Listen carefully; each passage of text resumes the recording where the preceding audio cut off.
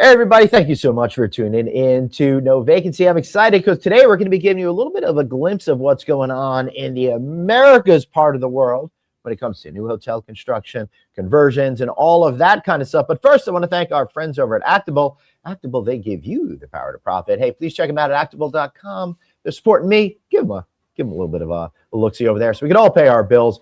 Speaking about paying our bills, I don't know what I've done to have to pay back this bill. Bruce Ford, SVP. Logic Econometrics. Hey, buddy, it's great to see you again. Well, didn't I pay for your renewal on GoDaddy.com for Glenn.com? Double N, right? Is that how you do it now? I don't even know. I don't know. I've been going by G, but I can't just secure the single letter over there. No, so, Bruce, I'm excited to talk to you about what's going on as you see it in the Americas pipeline over there. And what is your first big observation? Let's bring this up. We got a little Canada action going on in the house. Oh, Canada. So we got a few requests to make sure that we talk about Canada, Glenn. So yes, this is the new construction pipeline by chain scale. Okay, right. So chain scales are the same in the United States that they are in Canada. The first column is listing number of hotels that are being built new that are currently under construction, total 70, about 9,300 rooms. And then the total number of hotel rooms that are being renovated and or the brand is changing and being converted in Canada is 2x over the new construction, almost 2x. Wow. So this trend is following the United States. Yeah, it certainly is, and as we've talked about in previous shows, that we are really at that point right now where conversions are really rolling. And one of the cyclical things I love about our business, Bruce, is how when one sector's down, other sectors are up. So people that are on the vendor side of the community always have some sort of opportunity, just more of a strategic change. And we're seeing that right now with 2 times the conversions in Canada. Yes, a very active market for renovations and conversions in many cases. The U.S. companies that might have had master franchise agreements are buying some of those back in Canada to operate them from the United States. But suffice it to say, the upper mid-scale has plenty of bandwidth to expand in Canada, as does the upscale chain scale, plenty of bandwidth to expand in Canada. And you can expect that those two chain scales will take on similar aspects as they have in the United States, which is they control roughly 50 to 55% of the rooms in the pipeline. Now, Bruce, conventional wisdom has always been luxury hotels. You can't have as many, but it seems, as we've talked about numerous times, with the hospitality industry seems to be really in that upper end of the industry. So it's got me wondering, is there more room because of the way the economy's kind of shifted and the way spending has shifted, that maybe there's more opportunity for luxury hotels beyond what we see right now in Canada, for example? I think there's going to be more cities that will be open to having a luxury hotel. And when I say open, it's not somebody sitting in the mighty chair saying, here's what we're doing. Right. It's more of a rate elasticity question. Yeah. Okay. So in the luxury space, many of those brands will do 60, 80, 100 unit hotels now, where they would never do that before. Right. So the smaller platform can bring some of those luxury products to some of those smaller cities. You know, Four Seasons, as an example, when they first started coming to the United States and really expanding, you know, Four Seasons would tell you there's 20 cities that we want to be in the U.S. Right. And now it's like, but what happens once you get to those 20 cities? Right. Yeah, exactly. Because by nature, you have to continue to grow and evolve. So Latin America, what's going on in Latin America? So the challenge here in Latin America is there is some political unrest in some countries. There's obviously some economic crisis in a few other countries. So some of the region has really kind of regressed, if you will, and not really as active as they once were. What we have found, though, is that in Mexico, they continue to go very quickly with the new construction in many of the tourist areas, because Mexico was open during the pandemic and did very well. So therefore, they're spending some of those dollars, but also franchise companies are looking for locations there, as Cancun, as an example, has typically been a pretty unbranded marketplace that's now kind of morphing into a more branded experience down there.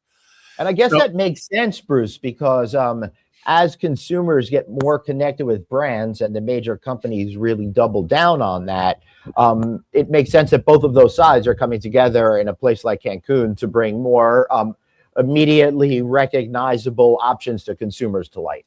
and with those soft brands, Glenn, in many cases, you can keep the character of your hotel local, but Mhm. be able to plug into those international opportunities through those preferred networks. Yeah, and I would argue in a place like Cancun, you really want to have that local feel. Otherwise, you're really missing out on an opportunity, particularly when it centers around pricing. So you were talking about other areas. Any other countries that are notable? Because obviously, if there's uncertainty, there's definitely pockets of certainty places as well.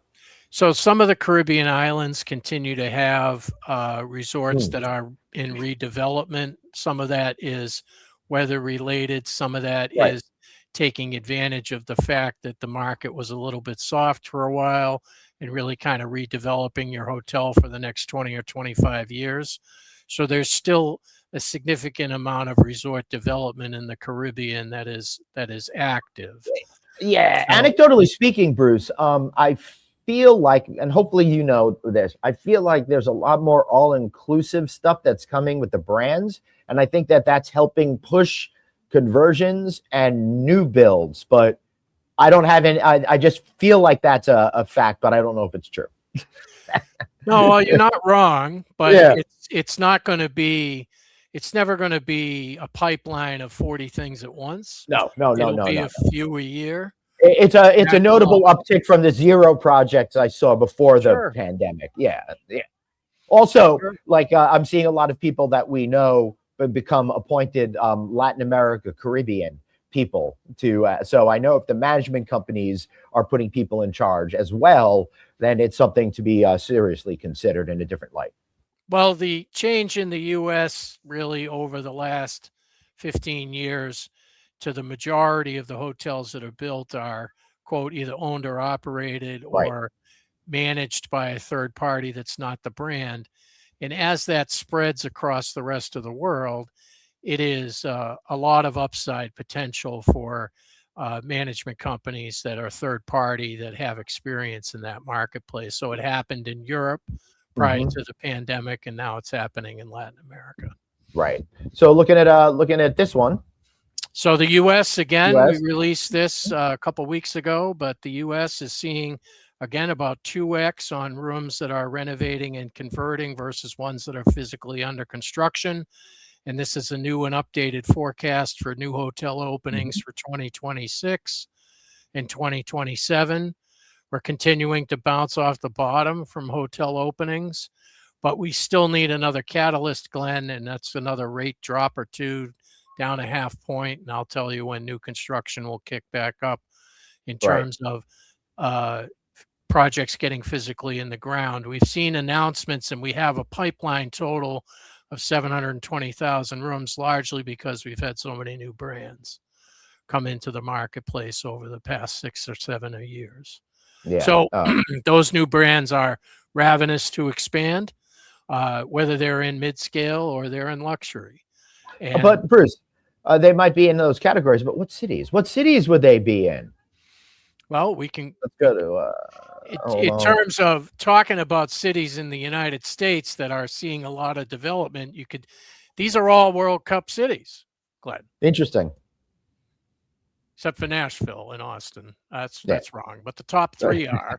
But look at the activity in Yeah. Dallas: 34 hotels under construction, 28 renovations and conversions that are active today. That doesn't even account for Fort Worth. Right. Atlanta, still building around the Georgia World Congress Center, still building more hotels. Suburbia keeps growing. Lots of reasons to be building in Atlanta. Now, what I really like is there's reasons to be building Atlanta, Dallas, and Phoenix that are beyond the World Cup that you mentioned. Because Very what bothers me when they build it for one demand driver that lasts like 2 weeks or a month. Well, it's Glenn. You remember when we had a conference in Phoenix and they moved out to the big JW on Desert Ridge, and we went out there and we're like, "There's nothing here." Yeah, there was nothing there. That is no longer true. That's right. So what's opening around that hotel now? A couple new hotels this year. Okay. Because now they've got the retail, they got the office, they got the medical, they got the housing, and they got the big resorts. In addition to, now we're going to get some select service to support some of that infrastructure. Yeah. All right. Before we wrap up, what else do you want to talk about, Bruce? I want to talk about where I'm going to see you next, Glenn, because at the end of the day, that's all I really care about. Oh, that's great. Well, I will hopefully see you at the Hunter Hotel Investment Conference in March. If not, I'm sure I will see you at HD and Choice at the beginning of May. At those two concurrent, I think they're running at the same time in Las Vegas. So that'll be good. I'd speak to everybody that's listening to this, whether live or on record. We're interested in your ideas of what you'd like to hear about from new construction, renovation, and a real estate perspective. We usually do a special podcast each quarter. That's a topic that the readers or the listeners want to hear. At the end of the day, we intend to do Europe and AP and global coming soon. But we also want to do some special ones. We did the FIFA World Cup last quarter. We did extended stay the quarter before. So we're looking for what you would like to hear about. You want us to take a deep dive on a few cities on the West Coast, the East Coast? Any of that's open. So love it. Please send in the comments. And also check out lodgingeconometrics.com, right, Bruce? You bet. /Global Insights, Glenn. Get it right. All right, everybody. Now that I'll get something right. Hey, like, share, subscribe this video. Follow us on LinkedIn, all that kind of good stuff. All right, everyone. We'll see you next time. Happy day of the week, whatever day it is you're watching this. Bye, everybody.